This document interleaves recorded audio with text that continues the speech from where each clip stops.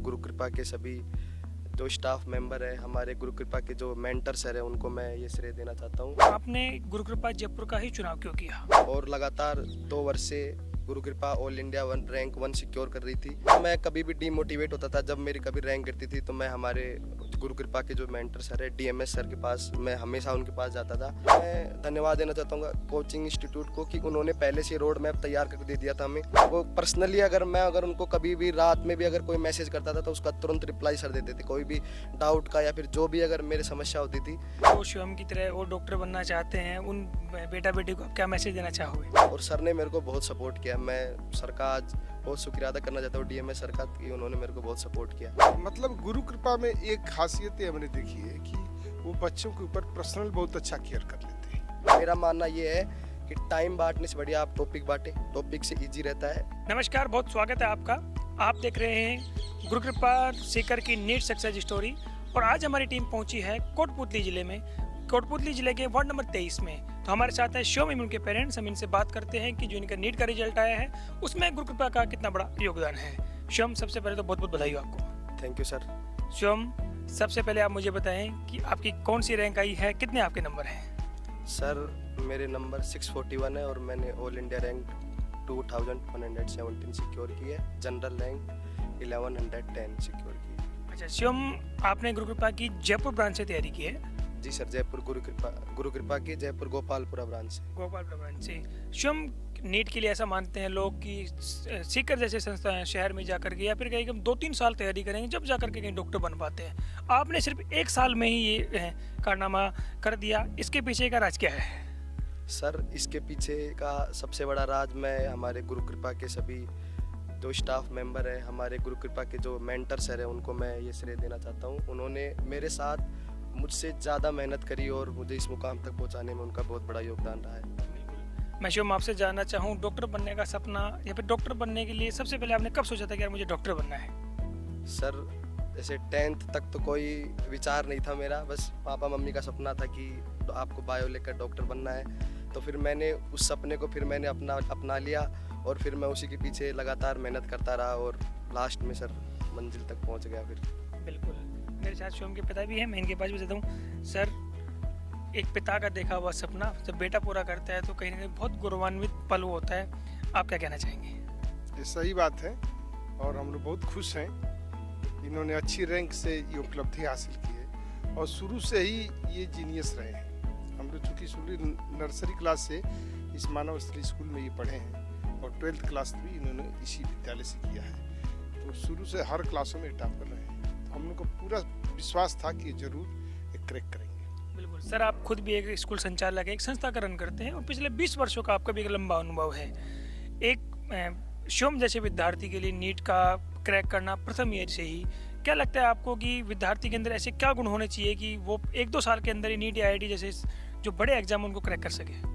अगर वो दृढ़ प्रतिज्ञा कर ले और सच्ची लगन से काम करे तो निश्चित तौर पर उस सफलता प्राप्त होती है। इसी का नहीं, किसी विद्यार्थी का हो, अगर उसका एम हो और उस लाइन पर चले, मेहनत करे तो जरूर सफलता मिलती है। बिल्कुल सर, मैं आपसे जानना चाहता हूँ कि आप एक खुद संस्था संचालक हैं और खूब सारी संस्थाओं का आपने देखा होगा। आप सीकर में भी बड़ी बड़ी कोटा भी गए होंगे या फिर आपने जयपुर में, आपने गुरु कृपा जयपुर का ही चुनाव क्यों किया?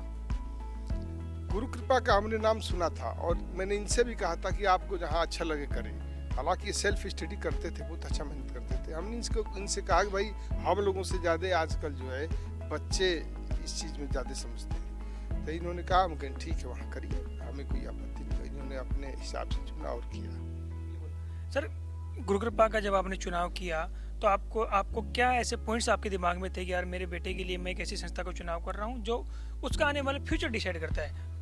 मतलब गुरु कृपा में एक खासियत हमने देखी है कि वो बच्चों के ऊपर पर्सनल बहुत अच्छा केयर कर लेते हैं। उनकी कोई समस्या हो उसका समाधान करते हैं। हम लोग के पास जो तमाम, चूँकि बच्चे हर साल अन्य इंस्टीट्यूट में जाते हैं लेकिन अन्य इंस्टीट्यूट में ये चीज़ नहीं मिल पाती जो गुरु कृपा में मिलती है। बिल्कुल, मैं वापस शिवम के पास आना चाहूँगा। शिवम, जो आपकी जर्नी रही है गुरु कृपा में 1 साल की, तो इस जर्नी में आपको कई बार ऐसे अप्स एंड डाउन्स भी आए होंगे। कभी आपको लगा होगा यार शायद मैं सिलेक्शन हो पाएगा या नहीं हो पाएगा, तो उस टाइम आपको गुरु कृपा की टीम ने किस तरीके से मोटिवेशन किया, उनका कितना बड़ा योगदान है? सर मैं आपको बता दूं, मैंने गुरु कृपा में जितने टेस्ट दिए मेरे आज तक इतने मार्क्स नहीं आए थे। 641 मैंने आज तक सिक्योर नहीं किया था।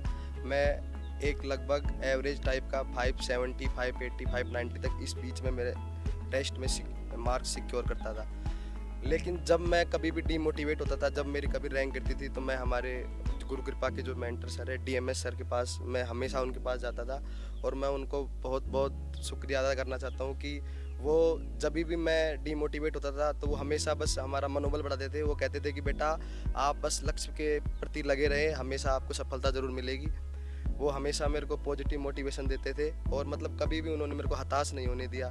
हमेशा उन्होंने मेरी पॉजिटिविटी गिनाई, मेरे को कभी नेगेटिविटी की तरफ नहीं दिखाया मुझे। और उनका ये मानना था कि आप अगर लक्ष्य के प्रति लगे रहेंगे तो ज़रूर आप एक सफलता का पैगाम को आप हासिल कर सकते हैं।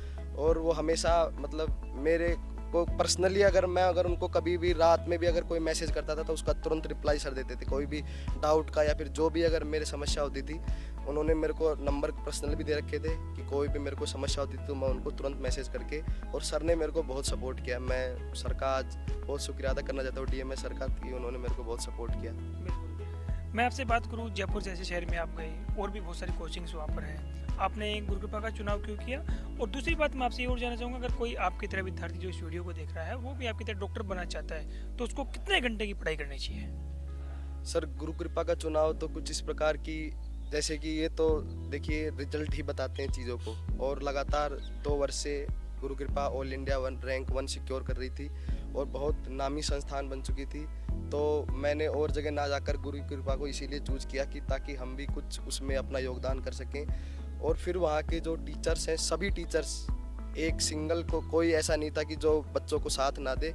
सभी टीचरों ने बहुत सपोर्ट किया हम लोगों का, और सभी ने अपने अपने पर्सनल नंबर्स भी दे रखे थे यहाँ तक कि, और कभी भी उनको कोई भी क्वेश्चंस वगैरह जो भी हमारे डाउट रहते थे उन्होंने कह भी रखा था हमें कि आपको जो भी डाउट हो या तो आप क्लास के बाद पूछे या फिर हमें मैसेज कर दे, उसका रिप्लाई तुरंत सॉल्यूशन करके सभी टीचरों ने हमारा बहुत सपोर्ट किया।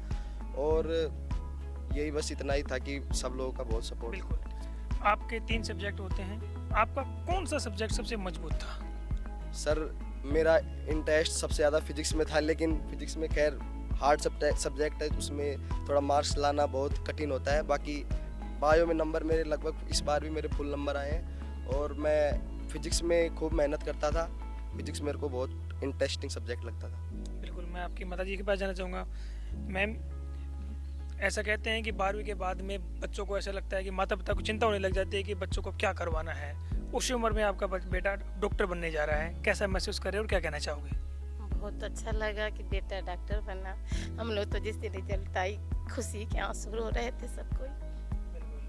तो मैं एक बात और जानना चाहता हूँ, क्योंकि एक माता का जो मम्मी का कहते हैं कि बेटे के साथ में बहुत जुड़ाव होता है बेटा बेटी के साथ में, तो शिवम के साथ आपको लग गया था कि शिवम डॉक्टर बनने की तैयारी जा रहा है? शुरू से इतना नम्र स्वभाव का ये था, झुकना जानता था, तो हमें तो पूर्ण विश्वास था कि ये एक न एक दिन बन जाएगा डॉक्टर। क्योंकि अन्य आजकल के जैसे जनरेशन है, अन्य जनरेशन, इस जनरेशन के हिसाब से अन्य बच्चों से ये बिल्कुल अलग था। बिल्कुल। तो मैम, जो शिवम की तरह वो डॉक्टर बनना चाहते हैं, उन बेटा बेटी को आप क्या मैसेज देना चाहोगे? कि वो हमारे शिवम की तरह बने, झुकना जाने, नम्र स्वभाव का, धार्मिक प्रवृत्ति का ये रहा शुरू से ही। मैं शिवम के पास वापस आता हूँ। शिवम, आपका मैंने पूछा कि पढ़ाई का रूटीन अगर मैं आपसे जानना चाहूँ, 24 घंटे का रूटीन, अगर कोई आपकी तरह डॉक्टर बनना चाहता है तो उसका 24 घंटे का रूटीन क्या होना चाहिए जो आपकी तरह डॉक्टर 1 साल में बन जाए? सर 24 घंटे का मेरा तो ये रूटीन था कि मैंने कोई फिक्स टाइम नहीं कर रखा था। मैंने टॉपिक्स बांट रखे थे। मेरे को ये था कि मेरे को ये टॉपिक कवर करना है, चाहे उसके लिए कितना भी टाइम लग जाए। ये कोई मैंने फिक्स शेड्यूल नहीं बनाया था, मेरा टॉपिक वाइज था। मेरा ये टॉपिक कंप्लीट होते ही उसके बाद मैं फिर अन्य कामों में लग जाता था। मेरा ये नहीं था कि आज मेरे को 2 से 4 पढ़ना था, नहीं, कोई फिक्स टाइम नहीं था। अगर मैं रात को मेरा टॉपिक कंप्लीट नहीं हुआ तो मैं रात को 1-1, 2-2 बजे तक भी पढ़ता था। अगर मेरा टॉपिक रात को जल्दी कवर हो गया तो मैं जल्दी सो जाता था। तो मेरा मानना ये है कि टाइम बांटने से बढ़िया आप टॉपिक बांटें। टॉपिक से ईजी रहता है, सिलेबस कवर करने में बहुत आसानी होती है। आप हर टॉपिक को कैटेगराइज कर लें कि हार्ड टॉपिक, वीक टॉपिक को, सबको। और सबसे ज़्यादा तो मैं धन्यवाद देना चाहता हूँ कोचिंग इंस्टीट्यूट को कि उन्होंने पहले से रोड मैप तैयार करके दे दिया था हमें ज़्यादा मेहनत करने की ज़रूरत नहीं पड़ी। टीचरों ने भी हर टॉपिक वाइज जो सीकर से हमारे पास मैसेज आया करते थे, डेली टेस्ट के बाद भी हमें ऑडियो सुनाया जाता था। उसमें भी सब टॉपिक वाइज का डिटेल्ड में दे रखा था कि आपको किस दिन किस टॉपिक को पढ़ना है, टाइम दे रखा था। हम उस फॉर्मेट को फॉलो करते थे और फिर हमें मतलब इतना हार्ड नहीं लगा जब हमारे पास जब रोड मैप तैयार होता है तो हमें उसको फॉलो करने में ज़्यादा समस्या नहीं आती। अगर आप खुद बनाएंगे तो उसमें कुछ गड़बड़ी हो सकती है। हमारे पास पहले से बनाया रोड मैप था, हमने ज़्यादा उसी को ही फॉलो किया अधिकतर। मैंने जो भी सर ने हमें बना के दिया था रोड मैप, कोचिंग वालों ने। बिल्कुल। तो कोचिंग के साथ जब आपने 1 साल जो जर्नी रही है उसमें आपने कितने टेस्ट दिए, और टेस्ट में आपने बताया कि आपके जो नंबर थे एवरेज रहते थे, तो आपकी जो सिलेक्शन है उसमें गुरु कृपा के जो टेस्ट होते हैं उनका कितना बड़ा योगदान है? सर मैं ये कहना चाहता हूँ कि टेस्ट का सिलेक्शन में जो नीट IIT जैसे कॉम्पिटिटिव एग्ज़ाम है, इसमें सबसे इम्पोर्टेंट रहता है टेस्ट।